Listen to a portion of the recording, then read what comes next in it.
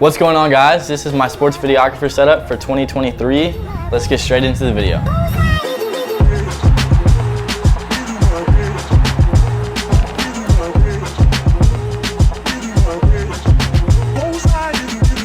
So this is what I've been using for about over a year now. I've done a lot of sports narrative pieces rather than highlights and stuff, but I think this video will kind of just cover what you would use to do highlights and game footage. I did a video like this in 2020. You can see that on my channel. Let's get into it. So obviously you probably see this bad boy right here. This thing is very hard to get, but it's the Sony FX6. This is just like the stripped down version of it. Basically it has the handle, has the top handle, has this little monitor. They all come apart, and then they have like the main like base camera, like the brains. I absolutely love this camera. Like this is like, I don't know if there's a better camera on the market right now. This camera is so hard to find. I've put everyone onto this camera. If you have the money, if you can find it in stock, I would totally recommend it. This is like a camera that's kind of like the Sony a7S III. It's very similar to FX3. It's just the built-in ND filter. That's the main reason why I got this camera. I do a lot of run and gun stuff. There's not a lot of time for me to set up. I do a lot of behind the scenes content, a lot of game footage, obviously. So the lighting is gonna change throughout the game. If a game's 3 to 4 hours,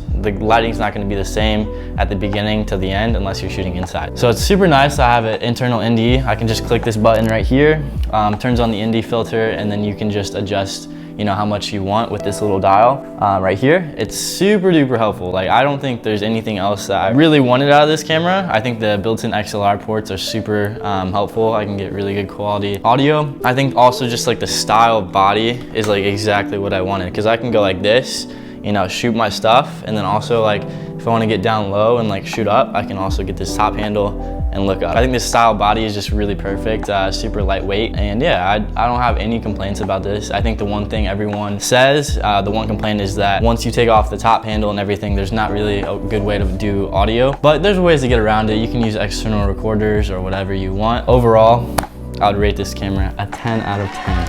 I said it, it's a 10 out of 10 for sure. Like, I don't say things are 10 out of 10, but this camera. Yo, what's up? It's Editing Grant here. Completely forgot to add the fact that it has 2 base ISOs, one at 800 and one at 12,800. That means that if you're at 800, that's like the standard, like you should probably shoot at 800, and then at 12,800, like basically it looks really clean. Before and after, it doesn't look that clean, but at 12,800, it does. Super beneficial for shooting low light. So that's enough with the base. Let's get into some of the accessories and lenses that I use with this. Right here is the BP U100 battery. So this is the biggest battery you can get for the FX6. I personally think this is a great battery if you're gonna shoot an entire game. For example, the USC game I was able to shoot entirely on this one battery. I would say it's still nice to have, a backup battery. I have like one of those little tiny ones that come with the camera, and that's fine. But for the most part, I was able to get by the entire time with this battery. But basically, yeah, you just throw this in the back of this, slide it in, and there you go. It does stick out the back, as you can see, but I don't really run into any issues with that. It doesn't look the most attractive, I'm not gonna lie, but it does the job, so that's all I can say. I don't have the V-mount battery set up with me right now, but when I did Sports Illustrated Swimsuit, we would do 12-hour days for 10 days in a row. So like with that comes a lot of issues with storage and memory, as well as like battery issues. So we ran the V-mount battery system on the camera. It's just like the Tilta V-mount battery system. Very, very helpful to have one of those setups, because all you have to do is have 2 V-mount batteries, and you can basically run an entire day off those 2 batteries, and you don't have to worry about switching. Like I honestly could maybe even run the entire day off one battery, and so just having that peace of mind knowing that your camera is not gonna die and you don't really have to worry about anything is super helpful. Next, let's talk about the storage that I use for this camera. This is a tough card. This is CF Express Type A. This thing right here is so expensive. I think for 160 gigabytes at this time of the video, I think this runs like $400. And then there's also a version you can get, I'm pretty sure it's super outrageous. So you can get a card that's 640 gigabytes. One of these little tiny guys you can get for 640 gigabytes. That's gonna run you $1,249. Yeah, that's f***ing ridiculous. You can also run one of these cards, I believe. You can't do all the storage on this though, because you can't do 4K 120, I believe. Don't quote me on that, but I just have gotten the Type A CF Express cards just because I know that I can shoot everything on it. Even though it's a little bit more expensive, they're super nice to use and it's very good quality. Unfortunately, I've had some of these SanDisk cards break on me. Basically on the back side here, there's like these pins and some of the plastic will break after I use it a ton of times and plug it in and out of my SD card reader. Speaking of SD card reader, this is also CF Express card reader. This is the Sony name brand one. This cost me like $100, I think. Everything is f***ing expensive for Sony, honestly. Like G Master lenses are very expensive. The camera, I mean, 6,000 is not that bad, but like, it is kind of bad actually. It's kind of bad. This is $100 and it really reads really fast. So like I'm able to plug in the card when I'm shooting highlights like March Madness, for example, or with the NFL LCC program. I'm able to just plug this into my computer, import all the footage off of the card and edit off the card. And typically you don't really want to do that, but when I'm doing real-time turnaround content for the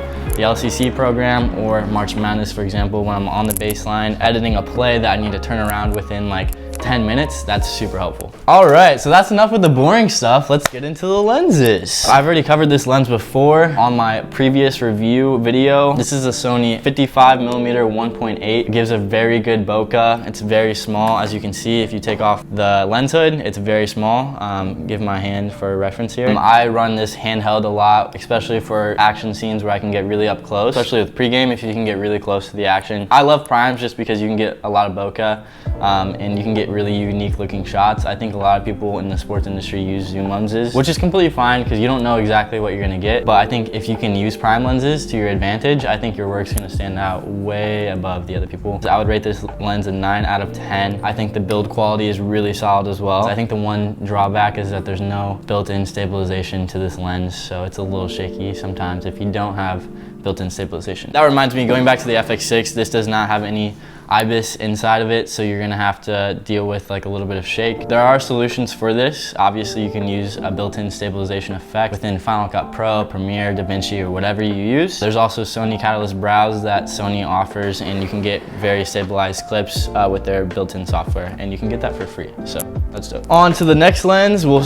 go to the trusty 70-200 lens. This is a 2.8. This is what most of you guys probably see on the sidelines. The autofocus is really great on this. It's really nice to use for game action. For football, I use this like between the 30 and the end zone. This is like a great lens to use. You can get pretty far away stuff. I'd still say like if you're in the end zone and you're trying to get to the other side of the field, it doesn't reach super close, so that's when you might want to look into another option. I'm going to release a video on the 200-600. That lens is a beast. You can get really close to everything. I was doing handheld on it, which is crazy because it's just like this giant lens. For the most part, this lens will get you everything that you need. The build quality is really nice. It has these focus hold points. I've explained it before, but basically you hold this button. So there's one player that you're ISOing and you're really trying to get a shot of him, and then there's another player that's like walking in front of your frame that you don't want to focus. Make sure to hold this button before the other player walks into the frame, and it'll keep the focus on the player. So you hold it down, player walks in front, it doesn't do anything because you have this held down and it's holding the focus of the player that you already had selected before. Super helpful tip. Not everyone knows that. I've said it in my previous videos, but super helpful. I would say it might be a little close for basketball on the 70mm end of the range, just because you'll be super zoomed in. The Sony FX6 is a full frame camera, so that gives you like a little bit more space, but still, if you're shooting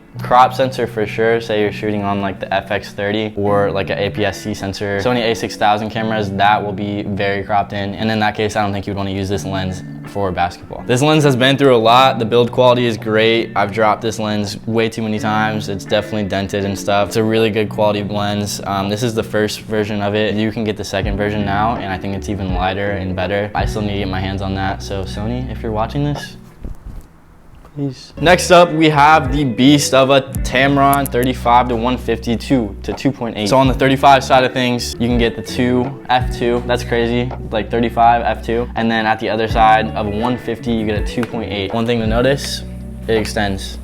So I don't know, it kind of looks like less professional, but trust me, this lens is a beast. And it's also very, very large. Like this is, compared to my head, like it's very large. I use this for March Madness. I literally bought this lens to do March Madness with, and I love this lens. Like I would rate this lens a 10 out of 10. Like the one thing I don't enjoy the most is probably the autofocus. Like The autofocus is really good. At the same time, like I think it could be a little bit better. It's not the same as like the Sony G Master. Has the focus hold buttons as well, which is super helpful. On the 35 side of things, like I was able to get really zoomed out for basketball. So like if there's a huge dunk and you don't want to have it super zoomed in, I can do it with the 35. And then if I want to get on the other side of the court, 150 was the exact like perfect length with the full frame sensor. I can get the full body of the person on the other side of the court making a play, like a 3-pointer or whatever. This lens I use for March Madness, like I said, and I shot 1080 for all that because it was just so much data and I didn't really have to like crop in or anything. It was just like the perfect lens for that event. Last but not least, I have the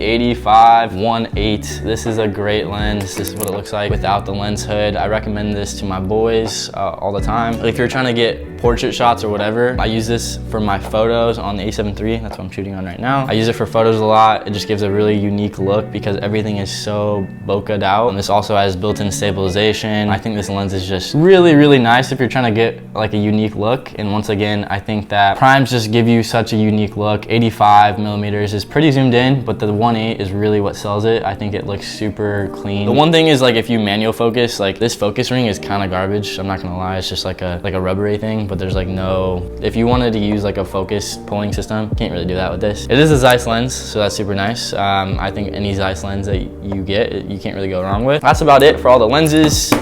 This is something you guys ask a lot about. This is the setup I use, like the little tripod setup. This is a Benro hi-hat right here. Super helpful for getting down low, getting action. And then this is like a Manfrotto 502 head. I'll list everything in the description. Basically how you use this is put this like right here. So you're on the sidelines and you're trying to get super smooth shots. So you unlock everything, loosen this up a little bit. Now you have a nice fluid movement that you can use to do your shots. Super helpful. I think you can get it even lower. That's how my buddy uses it. You just kind of like loosen these things up and then it goes down even lower. And like if you're trying to get some like really stable shots and like cinematic looking shots, like I'm a big fan of getting shots that are handheld because it adds a lot of movement to your shot and like unique stuff to your shot. But at the same time, like when you're trying to go like NFL film style, like super cinematic, you want something that's gonna like make it smooth and like you're not gonna have jerky footage everywhere. Like even with stabilization, it's not gonna look like super cinematic if you're like moving everywhere. So I got it recently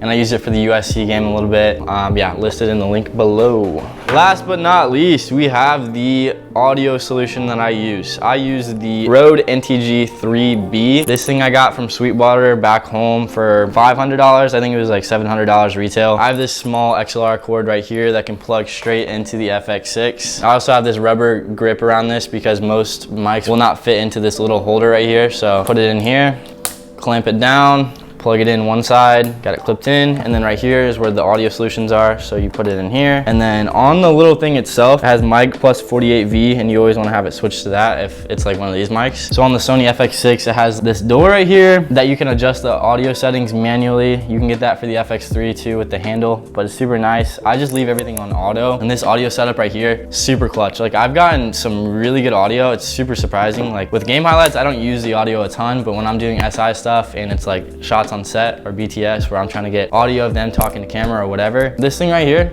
has been fantastic. Like I haven't had any issues at all. All the audio sounds really good. Bundlers on like a whole nother level.